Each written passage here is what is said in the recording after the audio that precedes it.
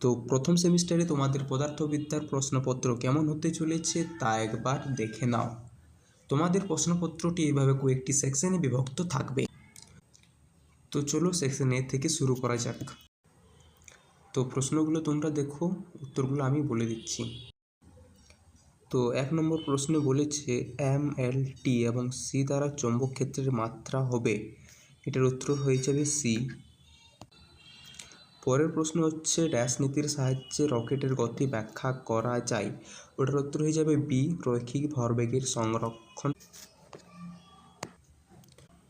পরের প্রশ্নে দুটি বিবৃতি দেওয়া আছে, বিবৃতিগুলো তোমরা পড়বে, ওটার উত্তর হয়ে যাবে বি। পরের প্রশ্নে দেওয়া আছে যে আর এবং 4R ব্যাসার্ধ বিশিষ্ট দুটি লোহার চাকতির বেধ যথাক্রমে টি এবং T/4, ওদের জড়তা ভ্রামকের মান যথাক্রমে I1 ও R2 হল, সেটার উত্তর হয়ে যাবে এ। পরের প্রশ্নে দেওয়া আছে যে একটি m ভরের গোলক v বেগে গড়িয়ে গেলে মোট গতিশক্তির পরিমাণ কত হবে, তো উত্তর হয়ে যাবে এ। পরের প্রশ্নে দেওয়া আছে যে m1 ও m2 ভর বিশিষ্ট দুটি বস্তুর মধ্যে দূরত্ব r, এদের ভরকেন্দ্র m1 ভরসম্পন্ন বস্তুটির থেকে যে দূরত্বে অবস্থিত তার মান হয়ে যাবে উত্তর এ। পরের প্রশ্নে দেওয়া আছে একটি প্রাসকে ভূপৃষ্ঠ থেকে আনুভূমিকের সঙ্গে ড্যাশ কোণে ছুঁড়লে আনুভূমিক পাল্লার মান সর্বোচ্চ হয় এবং ড্যাশ কোণে ছুঁড়লে সর্বনিম্ন হয়। তো এটা সবার জানা উচিত যে আনুভূমিকের সঙ্গে 45 ডিগ্রি কোণে ছুঁড়লে আনুভূমিক পাল্লার মান সর্বোচ্চ হয় এবং 90 ডিগ্রি কোণে ছুঁড়লে সর্বনিম্ন হয়, এত উত্তর হয়ে যাবে বি। পরের প্রশ্নে দেওয়া আছে যে একটি m ভরের বস্তু নততলে সাম্যাবস্থায় আছে, ওই নততলের ঘর্ষণ গুণাঙ্ক মিউ হলে নততলটি আনুভূমিকের সঙ্গে কত কোণ করে আছে, তো উত্তর হয়ে যাবে এ। পরেরটি হচ্ছে ভরকেন্দ্রজনিত একটি প্রশ্ন, যার উত্তর হয়ে যাবে এ, তোমরা পড়ে নাও। 10 নম্বর প্রশ্নে দেওয়া আছে যে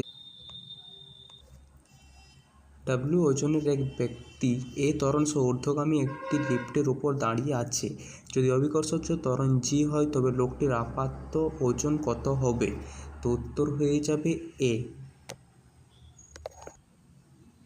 তো সেকশন এ কমপ্লিট, সেকশন বি শুরু করা যাক। তো তোমরা দেখতেই পাচ্ছ যে সেকশন বিতে রয়েছে অ্যাসারশন ও রিজন। তো চলো শুরু করা যাক। 11 নম্বর কোয়েশ্চেন, অ্যাসারশনে রয়েছে ক্রিয়া ও প্রতিক্রিয়া একই বস্তুতে ক্রিয়াশীল হয়, রিজনে রয়েছে ক্রিয়া ও প্রতিক্রিয়া মান সমান কিন্তু বিপরীতমুখী হয়। উত্তরটা তোমরা কমেন্টে জানাবে, এটা প্রত্যেকের জানা উচিত। তারপর 12 কোয়েশ্চেনটা তোমরা পড়ে নাও, উত্তরটা হবে ডি। তারপরে 13 উত্তর হবে ডি। তারপর 14, কোনো বস্তু সুস্থিত সাম্যে থাকলে তার স্থিতিশক্তি ন্যূনতম হয়, রিজনে রয়েছে বস্তু সুস্থিত সাম্যে থাকলে লব্ধি বল ও টর্ক শূন্য হয়, উত্তর হয়ে যাবে বি। তারপরে 15, অ্যাসারশন রয়েছে বস্তুর ভরকেন্দ্র ও ভারকেন্দ্র একটি বিন্দু থাকতে পারে, রিজনে রয়েছে বস্তুর ভরকেন্দ্র সর্বদাই বস্তুর উপাদানের মধ্যেই থাকে, তো উত্তর হয়ে যাবে সি। এ সঠিক কিন্তু আর ভুল। তো সেকশন বি শেষ, এবার সেকশন সি শুরু করা যাক। তো 16 নম্বর প্রশ্নে একটি বস্তুকণার ত্বরণ সময় লেখচিত্র দেখানো রয়েছে এবং এক্ষেত্রে বস্তুকণাটির বেগ সময় লেখচিত্র নির্ণয় করতে বলা হয়েছে, তো এক্ষেত্রে উত্তর হয়ে যাবে ডি নম্বর অপশন। তারপরে 17টা রয়েছে একটা ডায়াগ্রাম, যেখানে বলেছে ডায়াগ্রাম প্রদর্শিত সংস্থায় এ ব্লক এবং টেবিলের মধ্যে স্থিত ঘর্ষণ গুণাঙ্ক μs সমান 0.2, বি ব্লকের ভর সর্বোচ্চ কত হলে এ ব্লকটি টেবিলের ওপর স্থিত থাকতে পারবে, এ ব্লকের ভর 2 কেজি দেওয়া রয়েছে। তো এটা হয়ে যাচ্ছে এক প্রকার ম্যাথমেটিক্যাল প্রবলেম,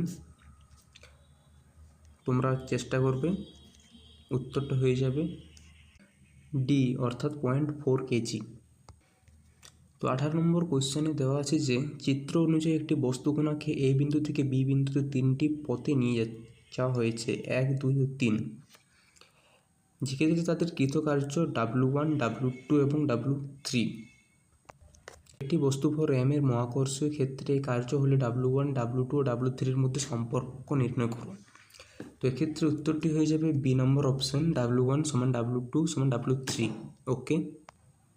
কোশ্চেন নম্বর 19, কেন্দ্রগামী লম্ব অক্ষের সাপেক্ষে আর ব্যাসার্ধের একটি চাকতির জাড্য ভ্রামক আই যদি আর ব্যাসার্ধের একটি বৃত্তাকার অংশ কেটে বাদ দেওয়া হয় তবে ওই একই অক্ষ সাপেক্ষে বাকি অংশের জাড্য ভ্রামক। তোমরা চেষ্টা করবে, উত্তর হয়ে যাবে বি, অর্থাৎ 13I/16। তো সেকশন সিও শেষ, সেকশন ডি শুরু করা যাক। তো এখানেও পুরোটা ম্যাথমেটিক্যাল প্রবলেম।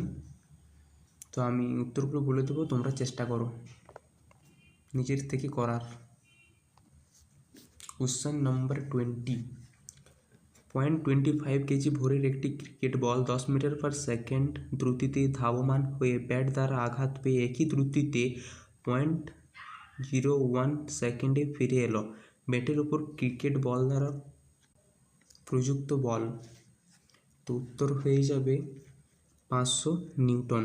এখানে দেওয়া আছে যে নিউটন এককে। পরের প্রশ্ন, এক টুকরো পাথর অবাধে পতনশীল। পতনের শেষ 1 সেকেন্ডে অতিক্রান্ত দূরত্ব পতনের প্রথম 3 সেকেন্ড অতিক্রান্ত দূরত্বের সমান। কত সেকেন্ড পাথরটি বাউতে ছিল? তো তোমরা চেষ্টা করো, উত্তর হয়ে যাবে বি, অর্থাৎ 5 সেকেন্ড। পরের প্রশ্নে দেওয়া আছে যে দুটি স্কুটার 1 মিনিট সময়ের ব্যবধানে যাত্রা শুরু করে 0.4 মিটার পার সেকেন্ড স্কোয়ার সমত্বরণে চলতে শুরু করলো। কতক্ষণ পর প্রথম স্কুটার থেকে দ্বিতীয় স্কুটারের দূরত্ব 4.2 কিলোমিটার হবে? তো এক্ষেত্রে উত্তর হয়ে যাবে বি, 205 সেকেন্ড। এই ক্ষেত্রে প্রথমে যে 1 মিনিট দেওয়া ছিল সেটা সেকেন্ডে পরিবর্তন করে নিয়ে অঙ্কটা করবে। 23 নম্বর প্রশ্নে এ ভেক্টর এবং বি ভেক্টর মধ্যবর্তী কোণ জিজ্ঞাসা করেছে। তো উত্তরটা তোমরা সবাই কমেন্টে জানাও আমাকে। পরের প্রশ্নে দুটি ভেক্টরের ক্রস ও ডট গুণনের অনুপাত 1/√3। ভেক্টর দুটির মধ্যবর্তী কোণ কত হবে? তো এটাও করো, উত্তর হয়ে যাবে বি, অর্থাৎ 30 ডিগ্রি। 25 নম্বর প্রশ্ন বলেছে কোনো গোলকের ব্যাসার্ধ পরিমাপের ত্রুটি 2% হলে গোলকের আয়তন নির্ণয়ের ত্রুটি কত হবে? তো এটার উত্তর হয়ে যাবে বি, অর্থাৎ 6%। তো সেকশন ডিও শেষ, সেকশন ই শুরু করা যাক। এখানে রয়েছে কেস 1, কেস 2 এবং কেস 3।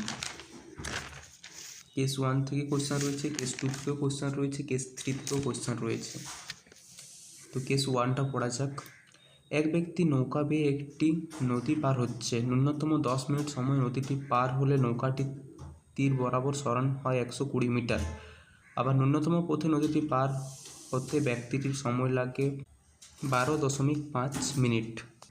তো এখান থেকে দুটো প্রশ্ন। 26 নম্বর প্রশ্ন, নদীটির প্রস্থ। উত্তর হয়ে যাবে এ, অর্থাৎ 200 মিটার। 27, স্রোতের বেগ কত? উত্তর হয়ে যাবে বি, অর্থাৎ 12 মিটার পার মিনিট। কেস 2 রয়েছে স্বপনবাবু বাড়ির থেকে অফিস যাওয়ার পথে দ্রুত গাড়ি চালান। হঠাৎ করে সিগন্যাল লাল হওয়াতে তিনি ব্রেক কষলেন। ব্রেক কষার আগে তিনি দেখলেন যে স্পিডোমিটারে 36 দেখাচ্ছে।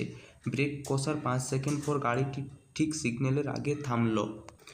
এক্ষেত্রে কোশ্চেন হচ্ছে 28 নম্বর প্রশ্ন, স্পিডোমিটারের অংশাঙ্কন যদি কিলোমিটার পার হাওয়ারে থাকে তাহলে গাড়িতে সৃষ্ট ত্বরণ হবে।